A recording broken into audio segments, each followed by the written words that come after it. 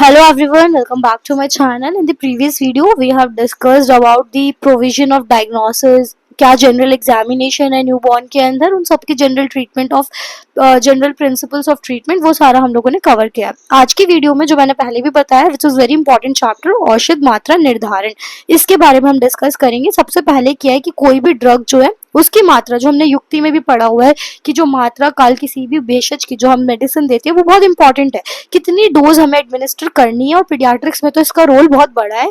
तो यहाँ पे यही लिखा हुआ है कि कोई भी action of drug which is actually determined और ग्रेटली इन्फ्लुएंस बाय द मात्रा, कितनी मात्रा में हम दे रहे हैं। मात्रा के यहाँ पे 4-5 फैक्टर्स बताए हैं। सबसे पहले हमें ये देखना होता है कि हम उस जो डिजीज है उसका शमन करवा रहे हैं या शोधन करा रहे हैं, उसके अकॉर्डिंग फिर किस कल्पना, किस फॉर्म में दे रहे हैं, वटी, चून, क्वाथ, किस फॉर्म में। फिर बच्चे का अग्नि, बल, साथ में वे कोष्ठ, जो पेशेंट है उसके बारे में हम देखते हैं। फिर प्रकृति देखते हैं, रोगी एंड रोग क्यों, फिर ऋतु देखते हैं, फिर उसके अकॉर्डिंग हम डिसाइड करते हैं। तो यहाँ से जो शॉर्ट क्वेश्चन आता है कि आपका आचार्य काश्यप के अकॉर्डिंग पूछ लेते हैं, आचार्य शारंगधर के अकॉर्डिंग पूछ लेते हैं, इन सब के अकॉर्डिंग आपको इंडिविजुअली पूछा जाता है, और एक योग रत्नाकर के अकॉर्डिंग भी पूछते हैं। तो सबसे पहले अगर मानो औषध मात्रा हमें न्यूबॉर्न बेबी की काश्यप के अकॉर्डिंग हमें किस में बताई गई है, एम्ब्लिका राइबिस विच इज विडंग फल, इसकी इक्वल क्वांटिटी में बोली गई है कि जो न्यूबॉर्न बेबी है उसको हमें इसके अकॉर्डिंग इतनी ही मात्रा में देनी है मेडिसिन। और मेडिसिन किसके साथ देनी है, मधु एंड सर्पी के साथ देनी है, घी और मधु के साथ। औषध मात्रा जो है धीरे धीरे हर महीने इंक्रीज करी जाएगी, और कब तक इंक्रीज करी जाएगी, जो मैक्सिमम डोज है वो आम्ल की मात्रा से, मतलब एम्ब्लिका ऑक्सीनालिस से नहीं बढ़नी चाहिए। तो मतलब इनिशियल डोज जो स्टार्ट कर रहे हैं वो विडंग फल से, और मैक्सिमम डोज जो है that is with the help of आम्ल की मात्रा, जितना आम्ल की मात्रा का फ्रूट होता है उतनी ही मात्रा में हम दे सकते हैं। फिर शारंगधर के अकॉर्डिंग क्या बताया गया, ये पूछा जाता है कि जो फर्स्ट मंथ है उसमें हमें 1 रत्ती देना है, दैट इज 125 mg। ये डोज हर सक्सेसिव मंथ में एक ही रत्ती से इंक्रीज करनी है। तो जैसे 12 महीने हुए दैट इज 12 रत्ती, और विच इज इक्वल्स टू 2 मास, यहाँ बताया 1.5 ग्राम्स। फिर ये डोज हर मास से इंक्रीज करनी है हर ईयर में। तो 16 साल तक आता है, तो यहाँ पे 17 mass which is 12.75 grams which is constituting the adult dose.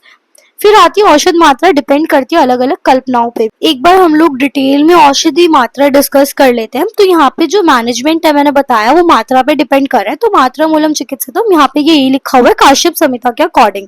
फिर जो डोज है मेडिसिन की वो बॉडी कॉन्स्टिट्यूशन, डाइजेस्टिव पावर के ऊपर डिपेंड कर रही है। तो यहाँ यही लिखा है, मात्रा ही देह अग्निव्यय प्रधाना, मतलब कि जो व्यय है हमारी एज है, और जो अग्नि है और देह है जो हमारा कॉन्स्टिट्यूशन ऑफ बॉडी है। फिर मैंने भी बताया कि यहाँ पे काश्यप संहिता में आपको विडंग फल से कंपैरेटिव बताया मात्रा का। तो जो जात मात्रा है जो कि स्टार्ट कर रहे हैं हम लोग since newborn period to 1 month of age, 1 मास तक, तो वो कितनी है, विडंग फल की मात्रा विच इज एम्ब्लिका राइबिस के सीड की इक्वल होनी चाहिए, और हनी और ग्रिट्स हम दे सकते हैं। फिर ऑनगोइंग मंथ में हमने क्या करा, एक एक विडंग फल इंक्रीज करते गए, और जो लास्ट आया वो अम्लिकी से ज्यादा नहीं होना चाहिए। फिर काश्यप संहिता ने स्पेसिफिक डोज ऑफ घृत भी मेंशन करी है, जैसे कि यहाँ पे कोल अस्थि जात मात्रा में कोल अस्थि समित जो हमारा घृत मात्रा बताई गई है, और अगर 5 से 10 दिन का है तो थोड़ी सी इंक्रीज करते जाओ, 20 दिन का है तो कोल अर्थ समित लिखा हुआ है। फिर उसके बाद कोल मात्रा, फिर धीरे धीरे प्रीवियस डोज से बढ़ा के यहाँ पे द्विकोल 3 महीने में, शुष्क आम्ल, फिर उसके बाद आर्द्र आम्ल, और लास्ट में आके little increase in the previous dose. तो इस तरीके से यहाँ लिखा हुआ है।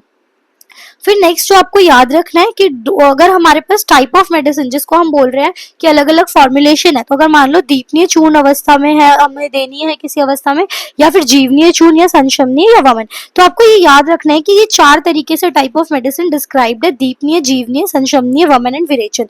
अगर मान लो दीपनीय चूर्ण वाले उसमें देनी है तो हमको कितनी देनी है, जो हमारी 1 फैलेंजेस, हमारी जो फिंगर के आगे का अग्रभाग है जिसको हम पर्व बोल रहे हैं, ये हमारी पूरी फिंगर है, तो इसका जो फर्स्ट फैलेंजेस वाला पार्ट है ये, ठीक है, तो इतना पार्ट हमें डिप करना है। तो क्या लिखा है, अग्र पर्व उंगली ग्राही मात्रा, उतनी जित मात्रा हमारी जितनी एक अंगुल जिसे बोल सकते हैं ऊपर वाले पार्ट तक, एक पर्व तक आ रही है उतनी देनी है।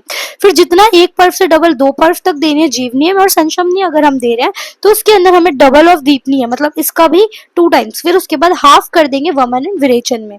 तो यहाँ पे इस तरीके से आपको याद रखना है। ऐसी कषाय की मात्रा भी बताइए, अगर मान लो कषाय वमन विरेचन के लिए तो 3 प्रसृत, अगर वात पित्त को हर रहा है तो 2 प्रसृत, और अगर जीवनी और संशमनीय तो 4। तो इस तरीके से ये याद रखना है।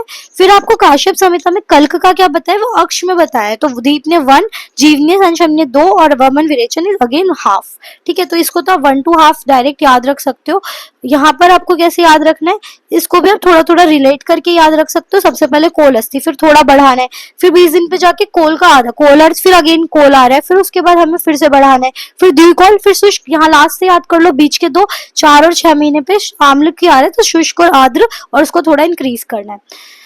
फिर नेक्स्ट यहाँ से आपको जो याद रखना है, सुश्रुत ने क्या बताया है कि शीरा, शीरानाद और अनाद हमें पता है 3 कैटेगरी में डिवाइडेड है। ठीक है, अगर जो बच्चा कंप्लीटली मिल्क डिपेंडेंट है उसको हमें कैसे देनी है, जो आधा पर्व देनी है, amount which comes between 2 finger 1 pinch, मतलब जैसे बोलते हैं, तो यहाँ से हमारी 1 फिंगर 2 फिंगर, तो इनके बीच में जो हम पिंच ले रहे हैं, तो पर्व आधा ग्राही जितना आ रहा है उसके अंदर वही लिखा हो।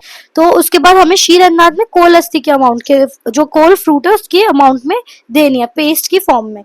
फिर हमें कोल समित कितना है, जितना amount similar to coal fruit, यहाँ पे यही लिखा हुआ है। फिर अगर हमें मान लो किसके अकॉर्डिंग है, शारंगधर, जो हमने ऑलरेडी डिस्कस करा कि 1 महीने पे हमें 1 रत्ती, देन इंक्रीज करना है 1 रत्ती पर मंथ, और 1 to 16 पे आके लिखा हुआ है कि जो लास्ट में आके हमें 1 मार्च, जिसे हमने बोला था कि एक साल में बढ़ाना, और 12 तक आते आते वो 2 मार्च के इक्विवेलेंट हो जाएगा। फिर उसके बाद हमें 1 साल पे आके मार्च के अकॉर्डिंग बढ़ाना है, उससे ऊपर जाएंगे तो 16 में आकर वो मार्च के अकॉर्डिंग इंक्रीज करना है। तो यही यहाँ पे लिखा हुआ है। अभी हमें 2 फॉर्मूले डिस्कस करने हैं, जिसमें यंग्स फार्मूला, क्लार्क्स फार्मूला और डिलिंग्स फार्मूला, एक बार ये भी देख। हाँ, तो यहाँ पर एक बार देखो आप, यहाँ पे वही जो मैंने बताया यही सब लिखा हुआ है, तो इस टेबल को आप फॉर्म करके आ सकते हो एग्जाम में। यहाँ पे हमने ये सारा पढ़ लिया। नेक्स्ट अभी हम देखने वाले पीडियाट्रिक डोजेस अकॉर्डिंग टू जो हमारा यूनिवर्सल एडिशंस होते हैं, उसमें क्या बताया गया, करेक्ट अमाउंट में हमें फ्रीक्वेंसी और टोटल नंबर ऑफ डोज जो भी मेडिसिन की एडमिनिस्टर करनी है वो डिपेंड कर रही है age, weight, body surface area और एबिलिटी क्या है चाइल्ड की उसे एब्जॉर्ब करने की, मेटाबोलाइज करने की, एक्सक्रीट आउट करने की। तो उसका जो पोटेंशियल ऑफ टॉक्सिसिटी है वो भी मेडिसिन का कंसीडर करना होता है। तो हमें कुछ पीडियाट्रिक डोजेस के फॉर्मूले इंपॉर्टेंट है फॉर एमसीक्यू एंड शॉर्ट पूछे जाते हैं। तो सबसे पहले यहाँ पे जो याद रखने हैं वो कौन कौन से, एक तो यंग्स रूल पूछा जाता है, एक आपसे क्लार्क्स रूल और एक फ्रीड्स रूल। एक्स्ट्रा में यहाँ पे दे रखा है आपको कॉलिंग्स रूल, जिसे आप छोड़ सकते हो। यंग्स रूल में क्या होता है, जो बच्चे की एज है प्लस उसमें हमें 12 करना है इनटू अडल्ट डोज। ठीक है, ये डोज ऑफ चाइल्ड है। मान लो अगर बच्चे की एज 5 ईयर्स है तो 5 ऊपर 5 + 12 इंटू 12.5, उतनी वहां पे डेली पर डोज के अकॉर्डिंग मेडिसिन डिस्क्राइब हो जाएगी। अगर हमारा वेट हम एलबीएस में ले रहे हैं divided by 150 into adult dose, ये डोज फॉर चाइल्ड होगी। इस तरीके से कैलकुलेट करना है। फ्रीड्स रूल में क्या आता है, एज इन मंथ्स, ऊपर ये ईयर्स में चल रहा है। ठीक है, यहाँ मंथ्स आ गए फ्रीड्स रूल में, तो आपको ये भी याद रखना है। तो यहाँ पे मंथ्स में इंटू अडल्ट डोज, ये डोज फॉर इन्फेंट कैलकुलेट करने के लिए स्पेसिफिकली यूज करते हैं। तो यहाँ पे एज इन मंथ्स लिया गया है, 1 मंथ का बेबी है, 1 डिवाइडेड बाय 150 अडल्ट डोज से मल्टीप्लाई करके ये कैलकुलेट हो जाएगी। तो इस तरीके से आपको ये याद रखना है। तो ये तीनों फॉर्मूले बहुत इंपॉर्टेंट, एक बार रिकॉल करते हैं। एज अपॉन में age + 12 into adult dose, this is Young's formula. Clark's में क्या है, वेट आएगा। ठीक है, कल आपको वेट नापना है तो क्लार्क, ठीक है, उससे आप याद कर लो। और उसके अंदर वेट एलबीएस में है और into adult dose divided by 150 दे रखा है, और फ्रीड्स रूल में age in months upon 150 into adult dose. तो देखो इन दोनों में तो सिर्फ इतना सा डिफरेंस है, यहाँ एलबीएस में वेट लेना और यहाँ एज लेनी है मंथ्स में।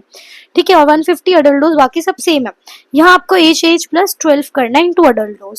तो आई होप आपको ये समझ आया होगा। मैंने ट्राई करा है सारा कुछ आपको कवर कराने का, और यहाँ पे से आप इसको रीड कर सकते हो, लर्न ही करना है। बाकी तो अब नेक्स्ट चैप्टर हम लोग जो पढ़ेंगे वो पंचकर्म, जो ऑलरेडी आप पंचकर्म सब्जेक्ट सेपरेटली पढ़ रहे हो, पूर्व प्रधान जो भी कर्म होते हैं, स्नेहन स्वेदन वगैरह, वो सारा कवर करेंगे। Thank you so much for watching this video.